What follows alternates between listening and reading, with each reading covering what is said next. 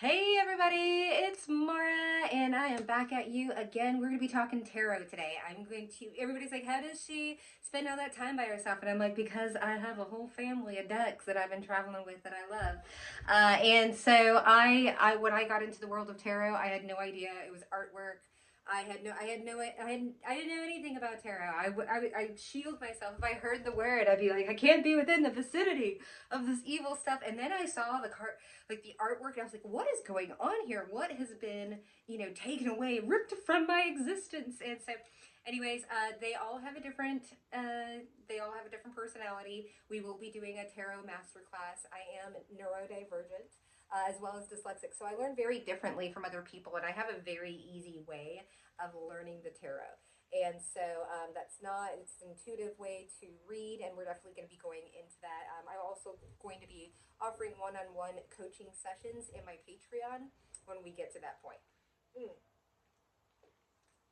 So this is a Meet the Decks. Let's talk about tarot. Tarot is a card system that is originally derived from, I don't know. Again, we're not doing a history lesson here, but there's a lot of backstory to it. But if you've seen this deck, these playing cards, this is where tarot actually derives from. If you want to use a deck of playing cards as a tarot deck to be under the radar, you can do that. You're missing the major arcana, but you can get away with that. You can go ahead and get another deck of cards, because I have a bunch of different playing cards here. Another deck of cards, and with one little Sharpie mark, you can make so that you have a tarot deck on you at all times, but it just looks like playing cards and that you're playing solitaire or something. So just a little hack for the people that gotta like go under. You can go ahead and learn cartomancy. I haven't learned cartomancy. It does have what people use back in the day for fortune telling, and we're definitely going to be deep diving into that. But this is just using the cards as a tarot deck without the major arcana or adding it in there. So that's definitely something that you can do. But like I said, they have archetypes, and an archetype is basically it's like a stereotype, right? It's a typically this type of person does this. Excuse me. So Queen of Wands in tarot, someone who could be an occultist, she's the most attractive queen, right? She's the most hot tempered, the sexiest. Or the Queen of Water is the most emotional and is the sweetest and the most nurturing. And then you've got the Queen of Pentacles, who makes the bag, right, and runs business, or you know what I mean, or is starting to run a business or what have you. And then you have the Empress, which is all of the queens combined. So it's just like a ranking system. It has nothing to do, again, with spirits or anything like that. It's just the cards pick up on the subconscious. So you can say to my face, yes, yes, I'm going to the zoo, and the card will come out and say, no, you're not. Right? You can't lie to the cards. They pick up on the vibration. They pick up on the energetic signature of what the truth is. And that's why people are scared of them, and that's why people demonize them, because I can tell you if your pastor is cheating and who he's cheating with in a 12 card spread, right? So that's where people, again, are the people that are afraid of their stories and the information getting out are the ones that demonize it the most, right? They don't want anybody being able to just pick up a card and say, was he actually working late at work, and the card says, oh, nope, he sure wasn't. That's scary. So that's why they don't even want you to look at them. They don't want you to touch them. Nothing. So I'm going to DC you to my first tarot deck, my very, very first one, and that would be the Good Tarot, because I didn't even want, I was terrified of the Tower card and the Devil, and so the Good Tarot doesn't even have a devil in it. The devil is temptation, and that's what the devil is in tarot, right? The devil isn't the devil. I mean, it could be. It could mean witchcraft, but the devil is addictions. It's the things that take away from us. It's the things and the people or whatever. So that's what it actually means. It's not like, although sometimes it could be. Take it in context, right? I kind of want to see myself do that again. All right, so the Good Tarot, absolutely made by Colette Baron Reed. Some of the most gorgeous imagery I have seen. We're not going to be doing a full deck review, but I just to give you a little bit of the artwork. Look at that High Priestess. She's like half in the water. love card. The Page of Wands, just like, and I love how, because I have a lot of her decks, they kind of morph into each other. I mean, it's just stunning. This deck just, it's a dream to work with. It's actually the only tarot deck that I don't take in reversals, which is kind of unheard of for me, because once you go reversals, it's really hard to not see it, right? Like, because a reversal, it gives you, out of 78 cards, once you include reversals and any other, then you're just adding that much more information. So that's where you can really get accurate. But I'm just trying to give you a little. Okay, so this is the Good Tarot by Colette Baron Reed. A very, very earth feminine. If you've got like an elderly, someone that's just, the decks have, I use certain decks for the energy of the person that I'm working with. So just to go on that take, I do have my second deck, which is actually way more masculine. It's got that, this is the 8 Coins Tarot. I got this at Barnes & Noble. And it's got that old school, like, sailor type of, so this is one that I use, like, when I'm reading for men. Very masculine, right? Very different. It's got that more cartoony clip art kind of look, but with that vintage feel. Really bright colors.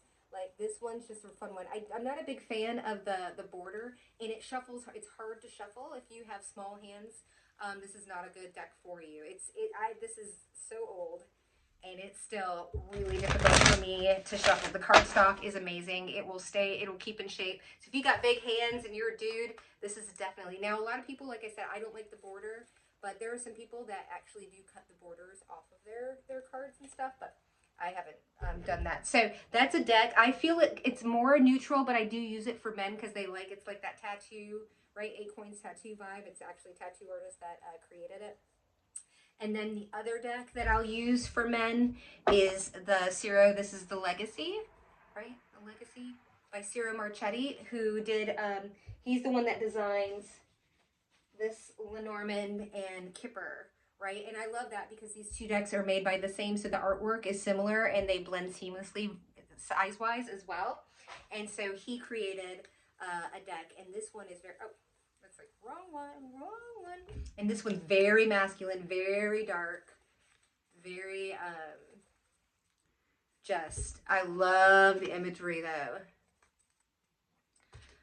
But it's a vibe, right? Like, it's a whole different, if I'm working like with people, let's say if I'm working with a company or something like that, or, you know, like a corporate job or something like that, I'll use this deck because it just brings a little more seriousness than if I'm going to pull out something which, like I'm not going to be sitting down with the CEO telling him about his clients, or, you know, or somebody that's embezzling from him, and use the Good Tarot.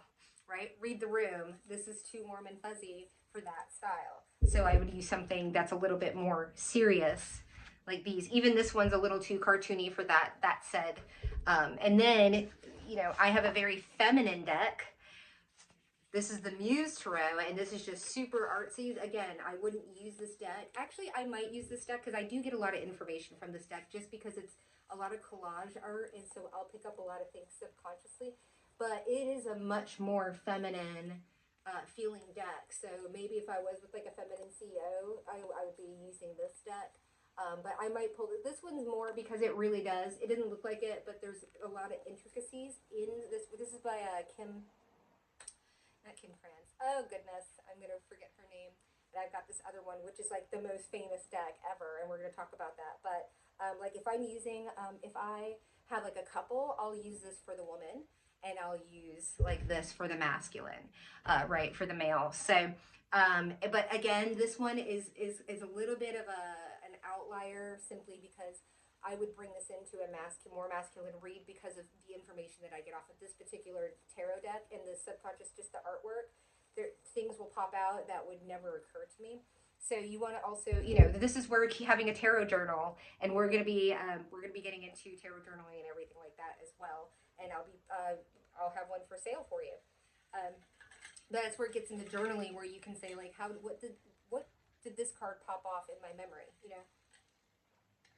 Another thing, if you're really trying to get into readings, I suggest you do all of your readings first of all, so you don't get impersonated, but via video, right? So that somebody sees your face and sees you talking, so that nobody can go on and impersonate you, put your face in our, because this has happened to me, people stole my identity, saying they're me, going out, getting readings, taking people's money, right? I mean, just crazy things. And so this is a way where people know that they're always going to be. So you're like, well, that makes me uncomfortable, or maybe you're cheating and you're using ChatGPT. Tisk, tisk, tisk. So, you know, you have to be really comfortable, right? Getting on and being able to pull cards. And I don't think that you should be doing readings for people unless you are comfortable in doing that. And a lot of people, you know, a lot of readers will be like, oh, it could be this and oh, it could be that or whatever. I'm very, very cut and dry with my readings. I give a money back guarantee. I ask people to come back and if something goes wrong, I will find out what I got wrong or what went awry. The cards are never wrong. It's a lot of times my interpretation if something goes wrong or there was not enough information, which is a lot of times, right? I just did a reading for someone with a resume, and I got the, you know, the resume had 5 resumes, and one of them was the obvious candidate out of the rest of them. How about it was the best out of the worst, if that makes any sense? But the heart was there. The person's character was there. What I didn't ask is if this person had addictions.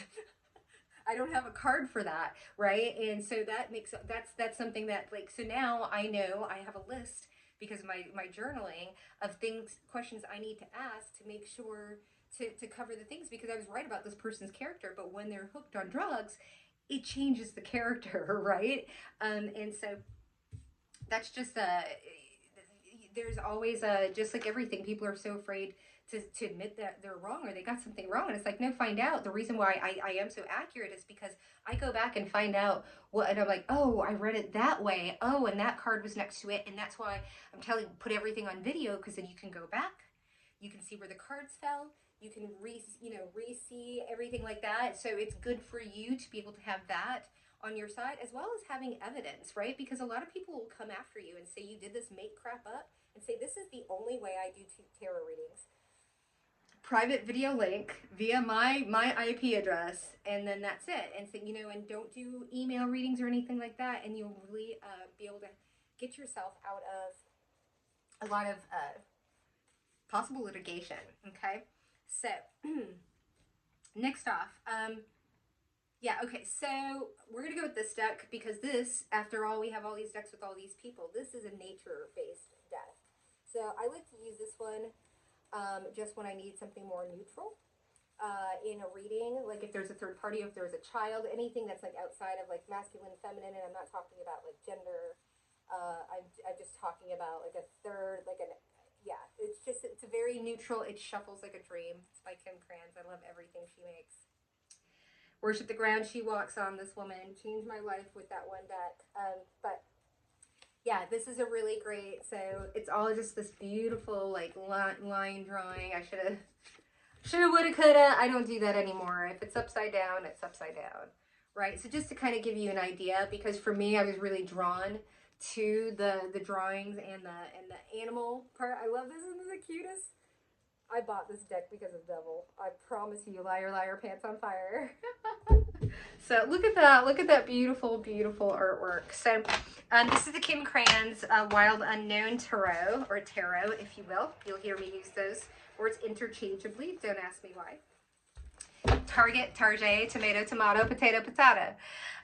This deck, I will have to say, is probably the most famous tarot deck out there, and this is the Light Seers deck. Again, this is the person who made this. Why can't I remember? It's not Kim Kranz.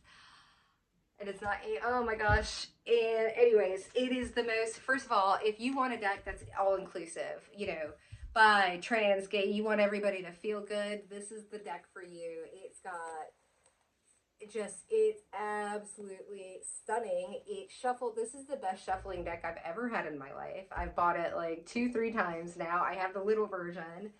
But I just love that it's so inclusive, so everybody can see themselves in this deck. There's brown skin, light skin, dark skin, he, she, we, they, them, just love. And again, I mean, you just, the shuffling on this thing and the artwork, it's just, there's a reason why it's probably one of the most famous. I haven't even brought out the Rider-Waite, right? Look at this. How cool is this death card? right? Like this doesn't mean coffins and people dying. This means the things ending, right? And new beginnings. And that's what I love. You know, you do this. There's all this fear around the tarot, and there's nothing. It's just a card system. And they all, and so you can see, right, where one certain deck is going to give you a certain type of read and the other one's going to give you a different type of read. They all have their personalities. Now there is I guess I'm going to use the Rider-Waite as last because there is one deck that I never use. It's really confusing. I'm dyslexic. It is what it is. It's one of my superpowers, but sometimes when it comes to like back and forth and left to right and upside down and not upside down, this deck is called the vice versa deck. And so it's enough trying to read cards, learning reversals, right? Especially when you're working with a 78 card or 68 card Oracle deck, right? And learning everything upside down and in between. So when you have a tarot deck that's got the vice versa, it's got a forward, a backwards, right? This is like the good one and this is the backwards. But then if you think about it, it also has a reversal and a reversal. It makes, I'm getting queasy right now just picking this deck up. It makes my brain go, and to learn all like which each side, but that deck, I know some of the best readers like just double down on that deck, the vice versa, and their readings are so accurate because of just think about it. If you really do read a reversed drawn card reverse, like instead of having like just reading the cards upright, right? That's 78 possibilities. Then reading them reversed, that's, 78 plus 78. Then the other side having a meaning upright, that's another 78 meanings. And then that being reversed, that's 4 times the amount of information you can get off of one card on how it falls, right? That's a lot of accuracy. So if you really want to go on and get that vice versa, I'm hoping to link these down below if I remember. I do collect a small commission if you purchase these decks, but all of that goes to the growth of this channel. So let's get to the traditional Rider-Waite. This is what you're going to see on TV. And I think it's really important. We're going to be deep diving because I don't know all of the symbolism. This is actually, I started working with all of my decks. I worked with the tarot least because it's the least accurate in my opinion. This is more like a supportive, it gives backstory. It gives fluff. It gives a lot of information about what's going on where, with the fortune telling decks, they're like, he's cheating on her. And then I'm like, okay, clarify this card. And I'll use the tarot to get more information about the situation. But I don't use it necessarily for accuracy. I use it for supporting, like B-roll, if you're into video editing. But there's so much symbolism in these decks. Like every little thing in these cards means something. And we're going to be deep diving into it. Like, we really, really are, because the more you know, right? But this is talked about connecting dots. And this is, you take this into your regular living, breathing life. This doesn't just stick with the cards. When you see that, the universe will start winking and talking at you all the time when you really start deep diving. Again, you don't have to go with a tarot deck. You can go with just writing your own out and desk, wall, chair, dog, cat, and start shuffling. Or I tell people, watch TV and break out your tarot deck and watch some reality TV show and then pause it and say what just happened. And then see how the cards read the situation on the TV, and that'll really show you how to, like, what the cards and your interpretation of what just happened on the television. Or if you want to get people's character, that's another way. Get those character animal cards. We're going to be getting into those. And then you can just go and pause the TV and see, like, what mood are they in, right? And the animal card will come out and be like, well, they were just yelling. And so the whatever, or this person just left the house, so the cheetah comes up, right? This is the way that you can educate yourself, okay? And again, if tarot scares you, you can do it with playing cards. You can decide, you can do it with the Uno card. So we're going to be deep diving into all of that. It's so much fun. It's so much interesting on how all this works. If you have any questions, please go ahead and drop them below. If you enjoy this content, please give it a likes up. It helps in the algorithm. And yeah, I look forward to seeing you on the flip. Bye.